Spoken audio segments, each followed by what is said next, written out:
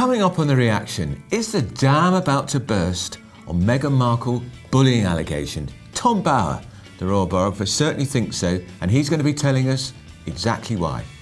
Should the police get tougher on the Gaza wall protests, with increasingly shocking scenes both here and in the US? And why is the COVID inquiry not addressing the huge numbers of people still dying from the consequences of lockdown? And my advice for footballer Declan Rice's girlfriend, who's deleted all her photos after being horribly trolled over her appearance.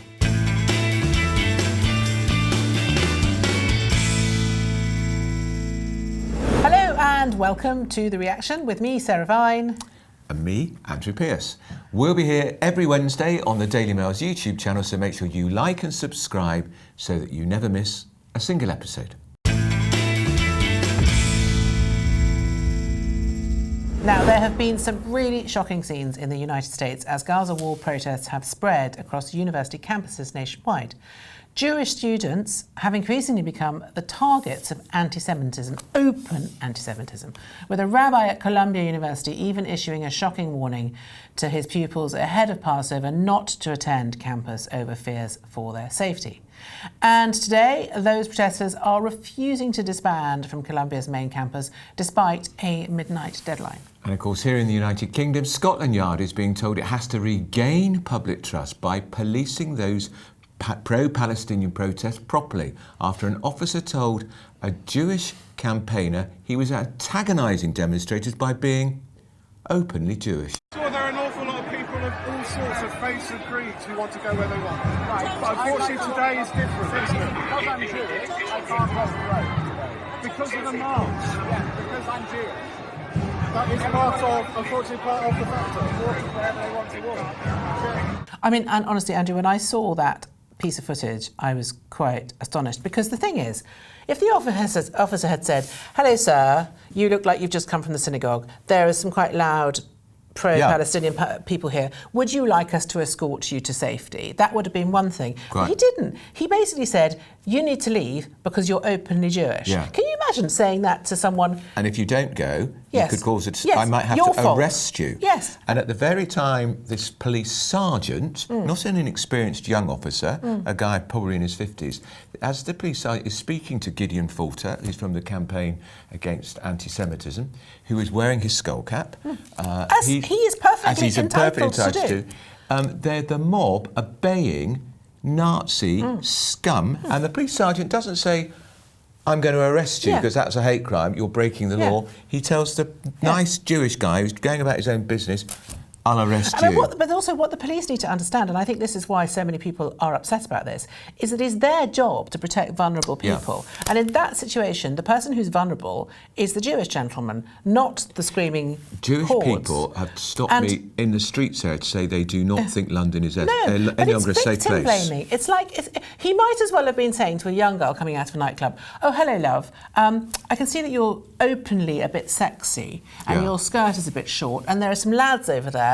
So unless you stop, I'm going to arrest you." And it is absolute victim blaming. And Sarah, can you imagine what would have happened to the Metropolitan Police Commissioner if that police sergeant had said that and it was a big pro-Israel march and it was a woman in a hijab from top to toe, and he said, "I'm sorry, madam, you're looking openly Muslim. If you don't go walk another way, I'm going to arrest you." The hue and cry, the Labour left would have gone berserk, and I predict the Metropolitan Police Commissioner, Mark Rowley, would have quit. Would have been fired. So the anti-Semitism is real, and Rowley is wrong to stick up for that officer. He should discipline him. I don't think... He defended him. Yeah, I know, he defended him. But if we go to America now, I mean, what's happening in America is even more frightening, because I don't know if you've seen the protests at Columbia University, but Jewish students at universities are now being told to stay away for their own safety. They are basically being barred from going to university. And I have to say that that's what happened in Nazi Germany in the 1930s. The Nazis brought in a law, I think it was 1938, saying that Jewish children couldn't go to school and they couldn't go to university. They were barred from education. And we're seeing the same thing happen in America. And the extraordinary thing is that these are not protesters who were sort of standing up for the rights of people in Gaza. These are openly anti-Semitic protests. Yeah. I mean, they really are just openly, you are Jewish scum, you are evil, etc., etc. And there's no shadow of a doubt. If you see any of the footage, it is anti-Semitic. Their own rabbis telling them to stay away. And I think the awful thing about it is particularly in New York. I always think of New York was welcomed the Jews, liberal city. A lot It's a of Jewish liberal people city. during the Second World War. It was where a lot of them went to get away from Europe.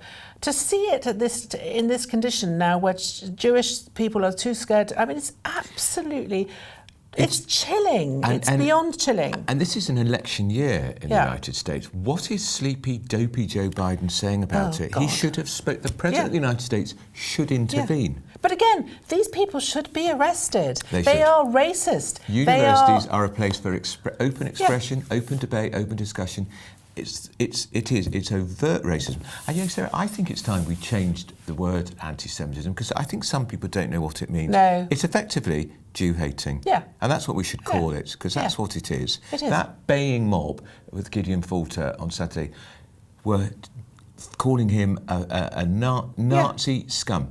They should be locked up for it. Well, I mean, it's like, it's... How can it be the Nazis executed, exterminated 6.5 million people? Any other religion, 6.5 million people, and they call him a Nazi. But you wouldn't say that about any other religion, and you certainly wouldn't say it about a Muslim or a Buddhist or any. I mean, I suppose Christians we get used to being. Is it called going to be all a sorts seat of that? things. Oh, you've got a turban on, so I don't think you better go that way. It's just beyond. Or me, you're openly gay, sir. I wouldn't go that way, because a lot of these people are Muslim fundamentalists, and they don't like gay people, so walk the other way. No, you escort me. I pay my taxes. What next? You're not wearing a hijab. Yeah. Well, I mean, the whole thing is terrifying, and I think governments, I think police forces need to be much Well, if the police more... can't protect these people, Sarah, then call the marches off. Yes. That's simple. Yeah. Because we support the right to demonstrate, we support the marches. But they do it every single flipping Saturday. But there's a difference between Saturday. demonstrating and intimidating. Yeah, and exactly. And I think all of these things have been very intimidating. The power is there for them to be called off. If they can't protect a part of our community, call the marches off, and to hell with it. Anyway, let us know your thoughts. You can email reaction@dailymail.co.uk or comment below.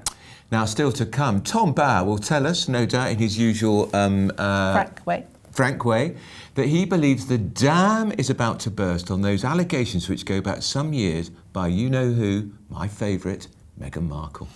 And why the girlfriend of footballer Declan Rice should ignore the trolls who've made her delete all her pictures online. And why the money pit that is the COVID inquiry, which is going on and on and on, should be asking, in our view, why so many people are still dying as a consequence of the lockdown. So we may be about to learn more about a 3-year investigation by Buckingham Palace into allegations Meghan Markle bullied members of her staff and forced some of them to quit. Former royal aide Samantha Cohen has confirmed for the first time that she was one of 10 staffers interviewed by the palace as part of the investigation. Royal insider Tom Bauer says more information about the allegations, which Meghan Markle has always denied, could now come to light. And Tom joins us now. Tom, tell us all about this story. Well, it first surfaced just before the notorious interview that Meghan and Harry gave to Oprah Winfrey in 2020, when, as you know, she uttered what was summoned to be 17 falsehoods in damning her in-laws and her relations and the royal palace. But part of the run-up to that notorious interview was an article in the Times where for the first time these allegations were made public. There had been rumours that Meghan had made many people cry. There were clearly stories about her appalling behaviour in Kensington Palace, but this was the first time that actually she was named allegedly as a bully. And what then transpired was that several of the aides that she had who had been trying to help her fit into palace life and Britain and all the rest of it, had fled from her employment because she had allegedly treated them so badly. What is very interesting are two things in the run-up after that. that firstly, the palace said they would investigate it, and that investigation has been buried. But more interestingly, really, that the turnover of staff in the Sussex household in Montecito in California has been phenomenal. They've gone through dozens of people and employees at all levels. Now, Tom, and how this has moved on. Samantha Cohen, who worked for her for 18 months, she wanted to leave after 6 months. She's broken cover and given an interview back in her native Australia where she's confirmed that she is part of that investigation. Now, Tom, I knew Samantha Cohen when she was the Queen's press secretary. She's got the skin of a rhino. She's a rough, tough Aussie. So if she's complaining about being bullied, that's quite something. Well, what is more than just Samantha Cohen's complaint, of course, what is really important about it is that she is was a very trusted aide. She worked for the Queen for 20 years. She was highly respected and still is. And she kept her silence until now. We all knew that she was unhappy because the press secretary at the time, Jason Knauf, said in his report to Prince William that Cohen was, quote, stressed. But of course, there are 3 other women who were shaking because they were working with Meghan. They allegedly lost their sleep. They allegedly burst into tears, and much worse. Yeah. But Cohen is the first one who has actually said straight out there were a series of complaints. Do you have any detail of what the complaints were? I mean, were there any specifics? Well, the specifics were, for example, that Meghan lost her temper because one of her aides didn't provide the right cover for a shooting weekend. The blankets were the wrong colour. There was also the complaint that one aide had not provided her with the right water. These are all much worse than that, of course. Lots of complaints running up to the wedding. That nothing was done that she had demanded, that she would send emails at 5 o'clock in the morning, and the response came at 11. I mean, there was a succession of complaints by the staff that she was a bully. Yeah, I heard a couple of stories that were quite sort of toe-curling, I have to admit. Not from from sort of friends of friends who know people at the palace. Just sort of general kind of meanness, really, not just being, kind of, and also being very possessive of Harry. And she didn't realise that in Britain it's the opposite. The higher up the pecking order you are, the more obsequious you are to the staff. That is such a good point, isn't it? Because that was always the way with the Queen. Sure. But Tom, what's going to happen now? Because this investigation has, as you say, it's been buried. It's never been published. Just remind us, firstly, who conducted that investigation, and do you think now there's a public interest in it being published? Well, the investigation was conducted by a firm of solicitors who were not officially named. The whole thing was kept allegedly anonymous, although we know who they are. The question now is whether the other women involved decide to put their name and step up above the parapet and say they too have been interviewed and what their complaints are. The problem for these women is this, that if they come out and say that Meghan Markle treated them badly, every future employer of theirs will fear that they can't be trusted either with their secrets. And so they have the problem, which Samantha Cohen doesn't have because she now works for a major corporation, of trust. Yeah. And that has always been Meghan's strong card. But I mean, the thing is, Tom, none of this would be half as bad if she herself hadn't accused the royal family of being bullies. And absolutely. And racists, And racists, absolutely. I mean, her lies about her treatment in London are manifest and appalling. But the problem really is that she is a bully because so many people have complained about it. There's no smoke without fire. But that probably the palace thinks this isn't the moment to actually reveal or release this information. But then, I disagree. I disagree. I agree with you, Tom, because then she just wins. Because then she's bullying the palace into not releasing this very important investigation on the basis that she might then sort of make up more stories. I think they should just do it. I think it's Absolutely. crazy. You've got to stand up to bullies. Oh, absolutely. You're absolutely right. I mean, the key thing is that until the Sussexes are, inverted commas, so to speak, destroyed, their credibility is undermined, the royal family in Britain is going to be constantly their target to increase their earnings and their profile. And at some stage, King Charles has got to decide, and I hope it's sooner rather than later, that the Sussexes must be exposed for all the harm and all the dishonesty that they have perpetuated. And Tom, we know that the bullying allegations caused a bust-up between William and Harry. Harry outraged at the mere suggestion his wife was a bully, but William made aware by Jason Knauf and others of what had gone on. Absolutely. Now, Jason Knauf is critical in all this. He was the press secretary, but also a trusted civil servant within the palace. And he was the one that compiled the report. Yeah. Knauf was appalled by the way that Meghan portrayed him and Samantha Cohen and others in the Oprah Winfrey interview as not giving her any help, whereas the written record shows that she was very grateful for Knauf's help and Cohen's. And so they feel betrayed as well.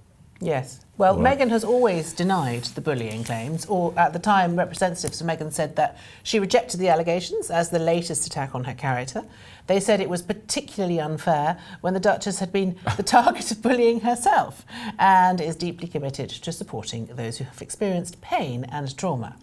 In his best-selling book, Spare, published in January last year, Harry railed against claims, saying it was so outrageous that even though Meg and I demonstrated their lie with a 25-page report to Human Resources full of evidence, it was going to be very hard for me to ignore it. The key will be, of course, if the palace published the report and then people could draw their own conclusions. Yes, exactly. Bearing in mind the investigation was done by a firm of independent lawyers. I think that's the... Well, thank you, Tom. Tom Bauer, thanks for joining us. And I have to say again, Sarah, I knew Samantha Cohen not only when she worked with the Queen, she then worked in the hothouse of number 10 under Boris Johnson. Yeah, no, she's a not very a senior snowflake. civil servant. No, she's not a snowflake. She's not a snowflake. She's tough. Yeah. And she knows the game, and she would have.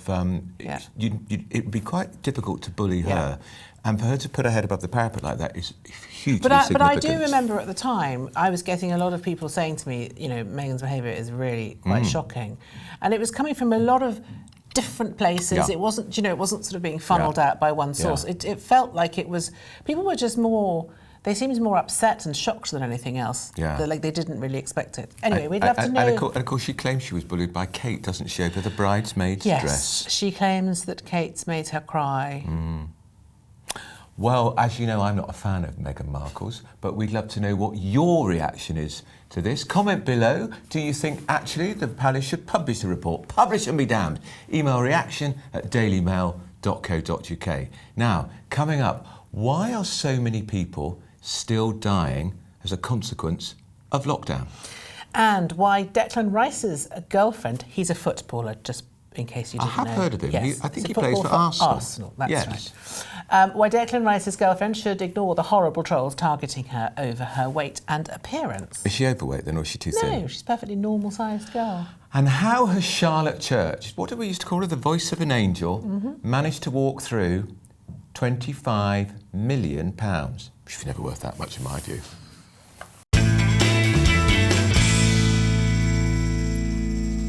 Now, this is a bit more serious. Yet another example of the unintended cost of lockdown. Figures released this week here in the UK show that alcohol-related deaths jumped by a third between the start of the pandemic and the end of 2022.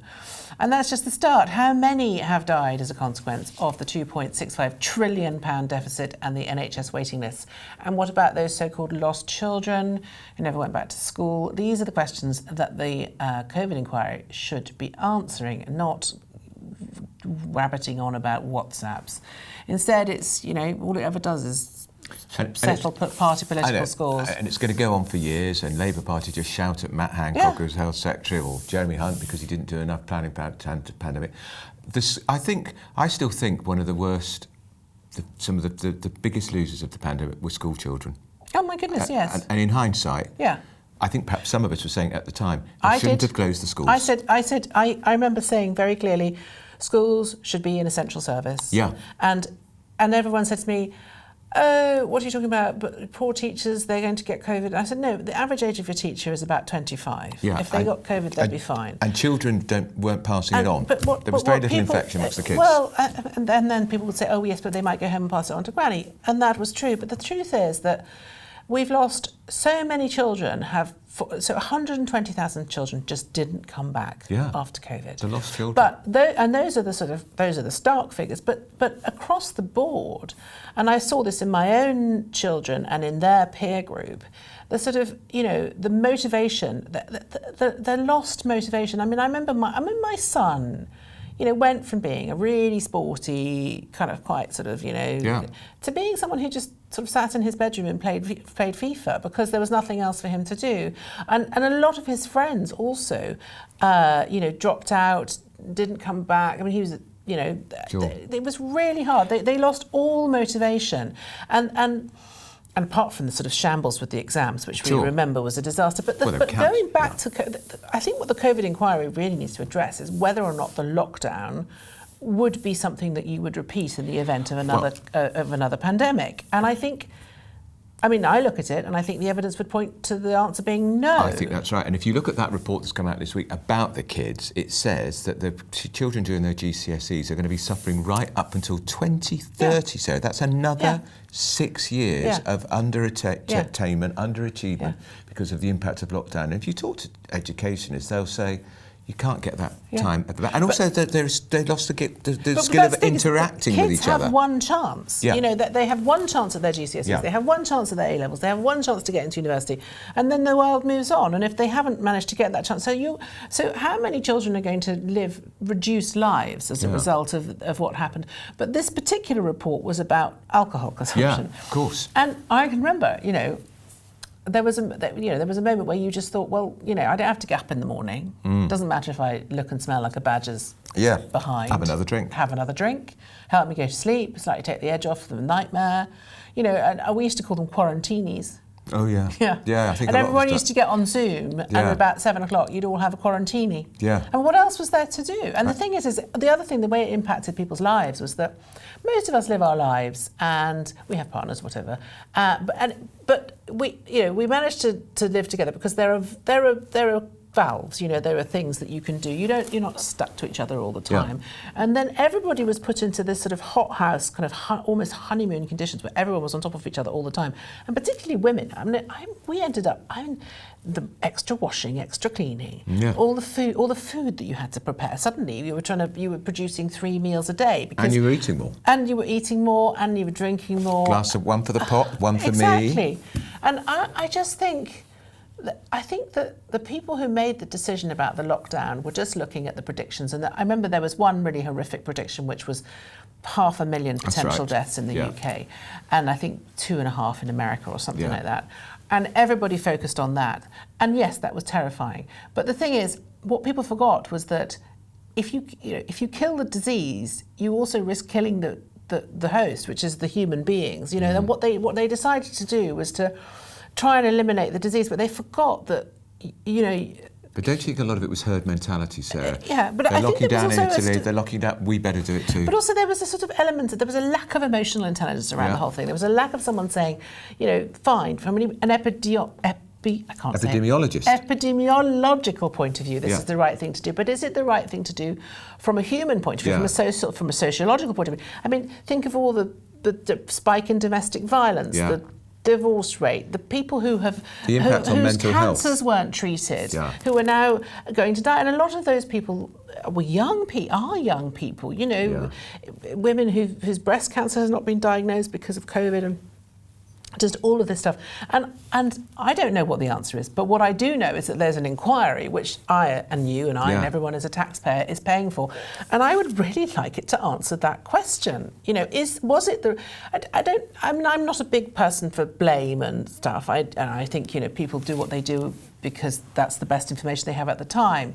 But I'd like to just know, if it happens again, which it probably will do because everyone keeps saying it will happen again, I'm not going to go into lockdown. No, I'm not going to do it. I think there would be civil unrest I if they really tried am not to going to do it. And of course, the lockdown. I mean, if you think about the inquiry, all I remember about Boris Johnson's evidence to the lockdown inquiry was about the parties, the flipping parties, the cake and the biscuits, and was it a real? Okay, it's naughty and annoying, and he shouldn't have done it. But what I really care about is this stuff. And aren't we supposed to be using this inquiry so we know how to do it better next time? Exactly. Isn't that the whole point of it? Well, I mean, I thought that was the whole point of it. Apparently it's not. Apparently it's just to read out people's WhatsApps. And it's going to go on for another 2 years? Yes. And it will at a cost of? Hundreds and hundreds of millions. Anyway. And don't forget, the inquiry into the Iraq War, which was in 2003, didn't report till 2013. 10 flipping years. I bet you this will take, I mean, long forgotten, a lot of people. Not good. Anyway. What do you think? We'd love to know. Is the inquiry missing the point somewhat? Email reaction@dailymail.co.uk. Do you agree with Sarah and I, actually, schools should never have been closed in the first place? And were you knocking back the booze? What did you call it? Quarantini. Did you have a quarantini? I think I did too. You can comment below, of course.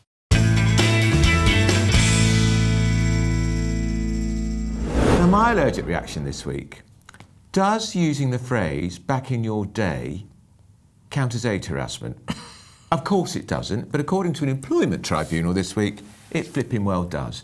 A young nurse said to an older nurse, "Well, back in your day, that's how you did it."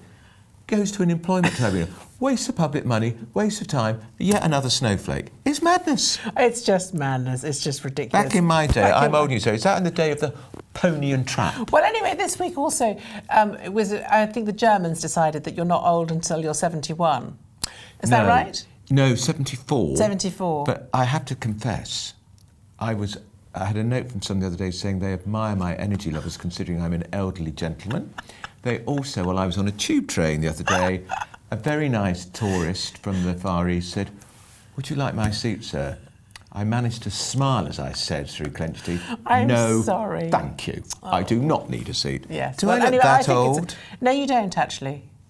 I don't think. But then I'm also quite old. Yeah, so. but elderly, an elderly gentleman. You don't move like an elderly person. No, I always I think don't it's think not so. like you're sort of stooped. No, I mean elderly but is a think, mindset, isn't it? Yeah. You just, Age is an out. I think it's fine to say back in your day. I think it's absolutely fine. Just as it's fine to say, you young people today, blah, don't know what you're talking about, Yeah, exactly. etc., which is obviously true. My allergic reaction is this awful story about people bullying the girlfriend of this footballer, Declan Rice. She's called Lauren Fryer, and she's a perfectly pretty sort of blonde, very English looking, perfectly attractive. Anyway, she's now taken the step of deleting all her social media pictures because people have been saying to her that she's too fat, and they've also been saying to Declan, "You could do a lot better, mate, just because he's a successful footballer." So therefore, he's a successful footballer. By the way, he's not an unattractive human, but he's no Adonis. Right. So if you look at them together, they're kind of averagely attractive humans who... But because he's a footballer, he has a demigod status. Yeah, and because he's a footballer, he's supposed to go off and find some sort of pneumatic dolly bird. Exactly. Yeah. It's just... ridiculous. So annoying. But I'm afraid it's a reflection of our times, isn't it? It is. And why shouldn't this girl have her pictures on the internet? I mean, why should she have to do that? Why can't she be a little bit why can't she be a little bit overweight? What does it matter? Yeah, but then you think about girls on, young women today and how much plastic surgery they have to transform their faces completely so that they don't look anything like God made them. And you understand, but you look at this story and you understand why. Because if you're a little bit sensitive, which people are allowed to be about these things. I've just got to say to Laura, people always go on don't read it. No, don't. Just don't read it. Lauren, sorry, Lauren. Don't read it. Put all your pictures up online. Yes, put them back. As I would go and get... we could send some nice things about it. I would go and get some pictures of you in a bikini and put them up online. Yeah. And if you do that, I'll put myself... No, I won't put a picture of myself up in a bikini because that would be awful. No, please don't. But you shouldn't allow... She shouldn't allow this to happen to her. Because what she's doing is she's giving in to bullying. Yes, I mean, I understand it's hurtful because people are always horrible about my appearance online. They always say I've got no neck, which I don't really have a very long neck. It's true. I mean, I have an actual neck. Why do you read it? That's why my hair. Well, because they send me pictures of myself with no neck. Oh.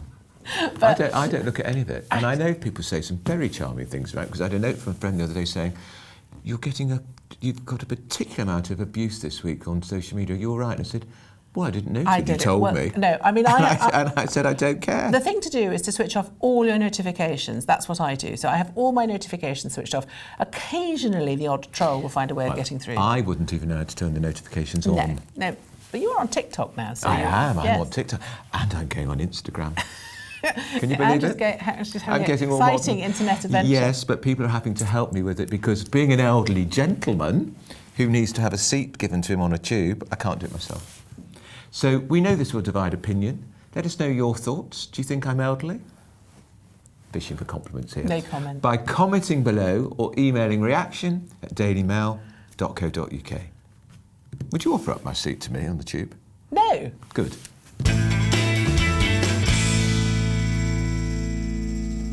Now, we like reading your comments and thoughts here on The Reaction. So last week we discussed, we did, didn't we? Meghan Markle's I was on holiday. first product to be launched from her new lifestyle brand, a pot of strawberry jam. Well, Lured on YouTube says, I'm a California native. We buy local products. Only really gullible people would buy overpriced jam when you can buy it from a farmer's market or a specialty store. She's not that popular in California, not even in Montecito, where she lives. And she's not popular here, let me tell you. Riley says, obviously this jam is an attempt to compete with King Charles's Duchy Original brand, good point, which is highly successful, but the profits of which are entirely donated to charity, which I can't imagine Meghan doing, as apparently a penny never escapes her pocket. Well, her only charity is her own charity, isn't it? Exactly. And we also discussed Rishi Sunak's flagship smoking ban, which we didn't really think is workable, that will see anyone born after January 2009 unable to legally buy cigarettes. A leader says, have you thought about what it will do to the economy? Banning alcohol is much more urgent. Cigarettes only affect the individual smoking, whereas alcohol affects whole families because of abuse and also vehicular accidents. People can't work properly either, so the family is also affected when they lose their jobs. I have to say, Andrew, if I had been here last week, which I wasn't, I would have started the show by rolling up a cigarette. What? Just to annoy Rishi. I love Rishi, but I just think the smoking ban is just silly. I mean, my point was, it's a noble aim, because obviously we don't want young people to smoke, but it's unenforceable. But honestly, it's ridiculous. It's every young teenager's right to have a fuck behind the bike sheds. Let them do it. Because I used to smoke, and you grow up and you get out of it. Exactly. Now, Amanda says the smoking ban in South Africa during lockdown caused an irreversible boost to the black market. That's a really good point, yeah. Farah says, I don't smoke anymore. I'm glad I gave up. I mean, I don't smoke, but I'd take it up just to annoy Rishi. Quite. My choice to smoke, my choice to give up. Exactly. This is about controlling the public's freedom of choice. Don't treat people like babies. Now, if you want to message us about any of this week's talking points, and we hope you do, you can comment below or email reaction@dailymail.co.uk. Now, it's my favourite part of the show, the Showbiz Reaction with our Showbiz Supremo, Katie Hyde. Let us start with Charlotte Church, the child prodigy who was worth a reported £25 million by the age of 11. Now she's no longer a millionaire. What's she done with it all? I know, but wouldn't you be gutted if you got that money? It's just gone. Was she really worth that much? Well, so we looked into this properly yesterday, and she was. I mean, she did private party after private party for extremely rich people. She would have been paid £1 million a pop. You know, she had She sold lots of albums that records. sold across the world. You know, she was absolutely astonishing, wasn't she, back in her day? The voice of an angel. angel. She was the voice of an angel. She had the voice of an angel. But I think she kind of grew up as she got older and older and older. I think, you know, she perhaps sometimes didn't go for the right kind of men. And I think they fleeced her. I think, you know, it's very easy, isn't it? You know, you go out to Charlotte Church and she stayed living in Wales, but she lived the high life. Right. You know, as a teen, I remember there was, I seem to remember her being very generous towards her relatives as well. she was. I mean, her mother and stepfather bought a bed and breakfast off of her money. Yeah. I mean, like, look, it would have been in Wales and it wouldn't have cost a fortune, but you know, she lived a really lavish life, and she hasn't done a lot since. This is the thing with child stars, isn't it? When did she last work? Well, she's now got a retreat, like a hotel retreat, a sort of lifestyle, spiritual type retreat, that she's invested the rest of her money in. What she's got left. No, it's probably not your kind Where of is it? place. It's in Wales. Well, some parts And of it Wales does are very look rather nice. nice. I love Wales. Yes, I do. It's rather nice, but you know, she also had that rugby player husband, Gavin Henson. I think that was an expensive divorce. Yes. And so I think it's typical, isn't it? We usually see them in America, these child stars, don't we? But over here, she's kind of the biggest example, the best example of what we've got. And I think perhaps she wasn't. There was nobody telling her to look after her money because her relatives wanted She should it. have taken advice from Ali Jones. He was a child star, still working and doing very well for I himself. think also she sort of lost her way a little bit, didn't she? She became did. very political. Because she was she was classical, wasn't Yeah. she? Yes. And then she had a sort of go at pop, and it wasn't really her thing. It didn't work for her, No. did it? And that's kind of when she went a bit quiet. Yeah. I mean, I remember, I used to see her around, and she'd be throwing a credit card Yeah. here, there, and everywhere in Yeah. nightclubs.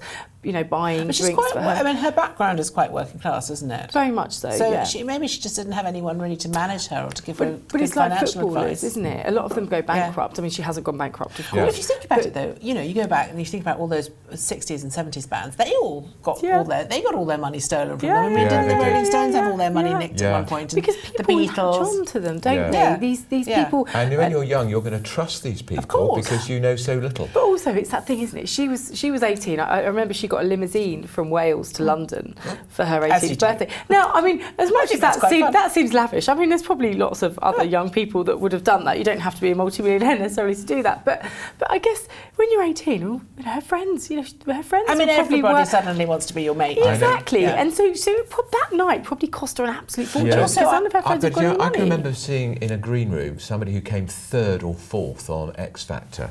They had their own hairdresser, Yeah. own makeup person, PR, secretary. They had their own car outside, driver. And I said to her, gosh, that's quite a big entourage, isn't it? He said, oh, yes, it's all provided by Simon Cowell. I said, no, it's coming out of your profits. You'll take my that dear. out. Yeah, well, that's And it probably did. what happened with her. I mean, And she that would have had happened with Charlotte Church. She had Jonathan Shalit, who's a very well-known, Very well-known agent. celebrity agent, and he obviously got her a lot of money. Yeah. But I imagine he would have profited quite somewhat Well, he'd have from it taken too. his Of cut, course he would wouldn't have he? done. Of course he 15%, would have whatever done. it is, yeah. And as we say, it's very expensive to be a celebrity because, as you say, you have the hairdresser, Yeah. you have the makeup artist, you have Yeah. the driver, you have all these Yeah. things. And I guess to her family, this is a little girl who went on This Morning, in fact, and found fame. Her mum and dad probably didn't know what on earth was going on, and they just see pound signs and they're like, I great. think the thing is, she can always do another record because I think she's still quite popular. Yeah. What would you call her now? Not voice of another an angel. female What would you singer. call her? Voice of a what? I don't want to be mean. She's a sweet girl. Is she? Yeah, she's a sweet I girl. think it's very tough, Andrew, growing Yes, it up must be. in that It must limelight. be. Yeah. Talking of which, How old posh. is she now, by the way? 36. Good Lord, where's that time gone? I know. She's still very She's, young. she's lived a lifetime. She's still hasn't younger she? than us, Andrew. Considerably younger than me, because I'm elderly. Don't forget I'm elderly. But You're old talking enough of, to be her dad. Probably her grandfather. Well, modern. very modern. Hang on, 36, 40, no, not old enough to be her grandfather, but nearly. No. I'm trying to link into the news story, but they're not Yeah. having any of it. Girl power was truly alive and well at Victoria Beckham's 50th birthday party this weekend. Your copy was so fascinating, it felt like you were there. Oh, well, I wish I was there. It looked an awful lot quite of fun, didn't it? Did look a lot They of had fun. all the Spice Girls. I read this week the hospitality industry is doing very well. She appears to have done a lot for it personally because Victoria. she'd had a few, hadn't she, when she was in the back of the car on the way home. Did you see those pictures? Bless her. Mind you, Andrew, she is literally tiny. She So is. I imagine So half a tiny. martini would Yeah. be enough to Well, knock in her fact, flat. she drinks tequila. That's her. She was drinking right. tequila Right. all night. Her favourite Don Julio. And all four tequila. Spice Girls, so including Jerry Horner, Five. who we thought There were five, five sorry, in who the we Spice thought Girls. might not be there. Yeah, Not Jerry so- Hall. Because of Jerry that. Hall is Jerry there. Horner. I thought you said Horner. Jerry Hall. No, not Jerry Horner. So initially, I was told to expect one or two Spice Girls. Right. Then on Friday, I learnt that all four had been invited, but not to get too excited because, of course, Jerry has had a bit of a difficult time, hasn't she, recently? So With I her think husband Victoria, in motor racing. yes, indeed, with his scandal. So even Victoria wasn't sure whether she was going to be there. So What, her own party? No, not Jerry Victoria. was going to Jerry. be there. Victoria wasn't sure that Jerry would actually Oh, I turn see. up because, she's had a difficult time and all it would have taken was a meltdown at the front door and she wouldn't have gone. So Victoria was absolutely thrilled that they all turned up. And I'm pretty sure it's the first time they'd all been in the same room since 2012 Right. when they performed at the Olympics. The Yeah, London Right. Olympics. On those cars. They were on a taxi. Yeah. They were on the They were on taxis, weren't they? That was it. And so, and how wonderful that 30 years later, they're celebrating 30 years Yeah. of being together. And how wonderful that despite 5 women, I mean, in most bands that you see, there's always somebody that's fallen out. Take Yes, that, yeah. you know, One Direction are at war with each other, and for 5 women, all these years later, to still be together was just such for a the first time in 10 years. What I loved was David Beckham, because he was filming them, and Yeah. he just went, "Come on." And I just thought, you know, he was enjoying it so much. Well, he's always the one that tries to encourage Victoria to get involved with the Spice Girls, because she obviously likes her reputation. She doesn't want it to affect her reputation as a fashion designer. She's got a new range out this week. She has her mango range. All unwearable, unless you're Victoria Beckham. I wouldn't wear it. I do agree.